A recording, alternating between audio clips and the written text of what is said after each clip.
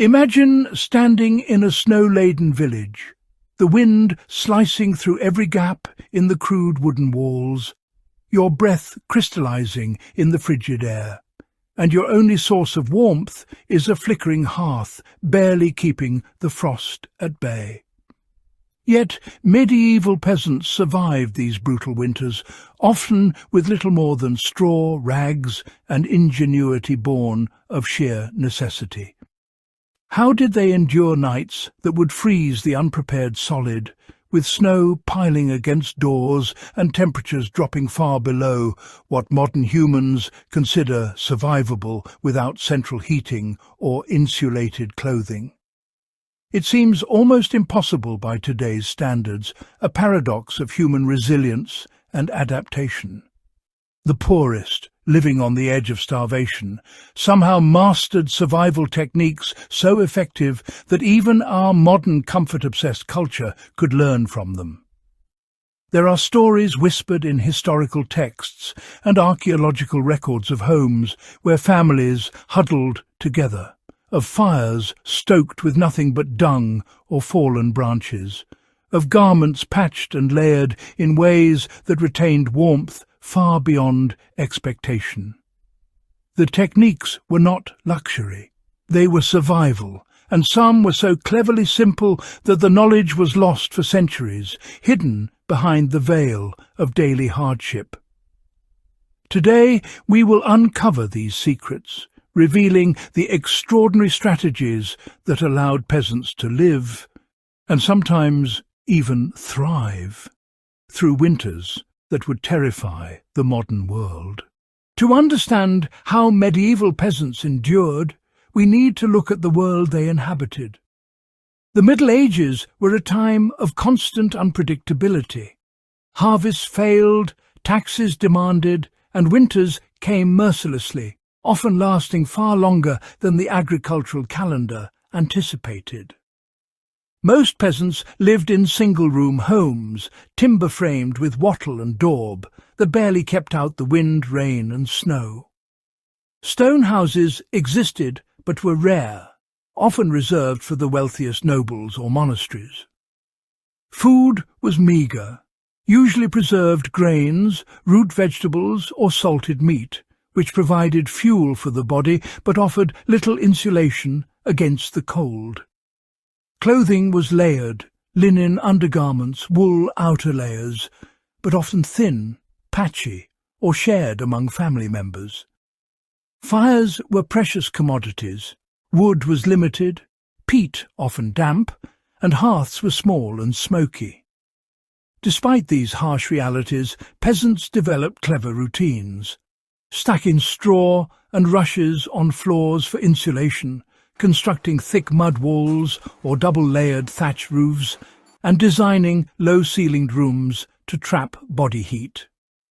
Communal strategies were equally critical. Neighbours would share resources.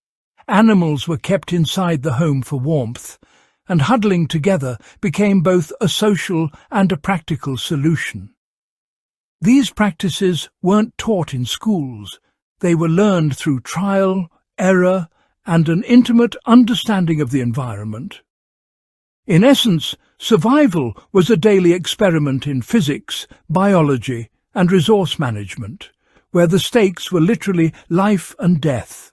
The real genius of peasant winter survival lies in the details of their methods.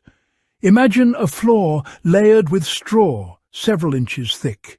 It was not just comfort, it created an insulating barrier, trapping the heat emitted by bodies and fires while keeping the cold ground at bay.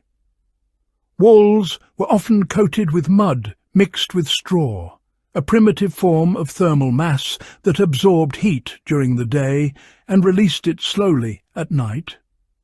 Roofs were tightly thatched, sometimes doubled to prevent wind penetration, and doors were reinforced with thick animal hides, acting as a barrier against drafts. Peasants also understood airflow intuitively. Small, high windows minimized cold drafts but allowed smoke to escape, while low ceilings concentrated warmth around the occupants. Clothing was layered strategically. Woolen garments retained heat even when damp, and shared sleeping arrangements multiplied body heat. Fires, carefully tended, were supplemented with embers stored in metal pans or clay pots to radiate warmth long after the flames died. They even brought animals inside. Pigs, chickens and dogs provided heat that would otherwise be lost to the empty air. These methods weren't magical. They were physics applied under pressure, a combination of insulation, thermal mass, and heat conservation, perfected through necessity. The brilliance is in their simplicity, a logic that modern architects and survivalists are only now beginning to revisit. While central heating and synthetic insulation have replaced straw floors and mud walls, the principles peasants relied on remain startlingly relevant. Today we see energy crises, off-grid living, and climate unpredictability pushing people back toward these ancient solutions. Layered insulation, thermal mass, and strategic airflow are cornerstones of passive house design, which reduces heating needs dramatically. Shared heat sources and small concentrated living spaces echo the peasant practice of huddling for warmth, offering lessons in energy efficiency and human-centered design. Even survivalists and emergency planners study straw, mud, and layered clothing techniques to survive in extreme conditions when technology fails. Understanding how minimal resources can be optimized teaches us resilience and creativity, turning scarcity into an advantage rather than a limitation. The medieval peasant's logic, body heat conservation, insulation and communal strategies can be applied to modern urban apartments during blackouts or remote cabins in freezing conditions. It's a reminder that human ingenuity doesn't require machinery. Observation, trial, and adaptation can create solutions that rival any modern appliance in effectiveness, if not convenience. The past, in this sense, is a guidebook for extreme efficiency and survival, waiting for us to pay attention. Peasant winters were brutal, yet the story is not one of helplessness. It's a story of astonishing adaptability. The lessons from those simple homes, from straw-strewn floors to animal-warmed rooms, remind us that survival often depends more on creativity than on resources. In a world obsessed with technology and instant comfort, revisiting these strategies illuminates how human ingenuity can triumph over environmental challenges, even with almost nothing.